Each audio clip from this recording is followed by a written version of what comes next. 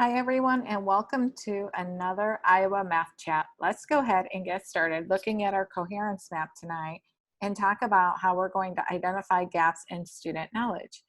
And so we're going to jump right over to our coherence map, and you'll see one of the things that it says that it can do is identify these gaps by tracing the standard back through logical prerequisites. So we're going to go ahead and get started. We're going to jump into third grade and pick operations and algebraic thinking, map our standard. And then I don't clear this because I like it to come up for demonstration reasons, but you may want to clear this. And as you go through it about the arrows and the dashed lines, you can click this little box here and say, got it, and it won't show it to you again. However, I like to keep it there. So I'm gonna go ahead and zoom out here, and I'm going to actually navigate to a different grade level by clicking at the top, and it'll take me back. And now I can go over and I'm going to jump over to sixth grade, and I'm going to say ratios and proportions and go ahead and map the standard again and then zoom out so you can see everything is connected to.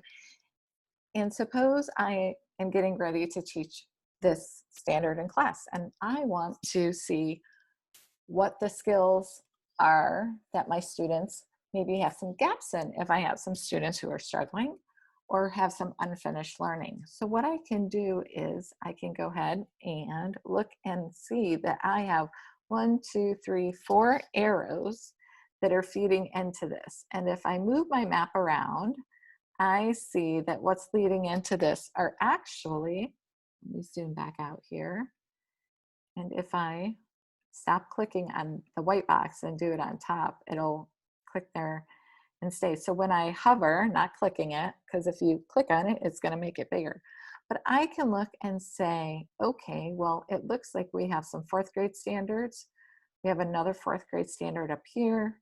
We have, this one's not connected. And so this one is, that I'm hovered on right here, 5NFB5. And then it looks like there's another one way down here at the bottom.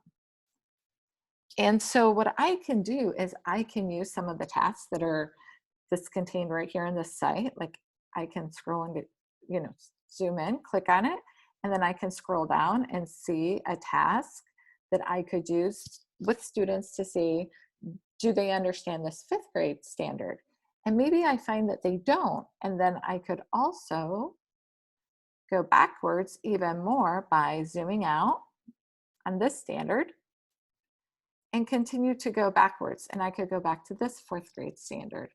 So that's how I can use this to take that back mapping, we call it, going backwards to really say, what are the prerequisite gaps that a student might have? And then I can use these standards to either pick activities in my own resources or here on the coherence map. And so then I can have the students, I can do some little tasks maybe with a small group and scaffold some of that learning so that then my students, as I go forward, would be ready to learn this in class. I could also use some of these to make a little formative assessment with maybe 5 questions on it and say, well, let me go into here and see, are there any items on here? And there's some items here. So I could go right here and get an assigned item, but this also has, what is this? This is a mini assessment. So this is awesome because it has some assessments right here on it. So I could use this to make my own, to figure out what my students, maybe what the gaps are, and how I'm going to use some of these tests to scaffold that learning, to bring them up and get them ready to learn what we're actually going to learn in class. Because if I have 6th graders in my classroom, it's really important that I give them grade level access to grade level content. So that's all the time we have in this Iowa Math Chat, and I hope you found that helpful, and please join us in the next one where we will continue to look at some more resources on the coherence map and how we might use that in our classroom with students.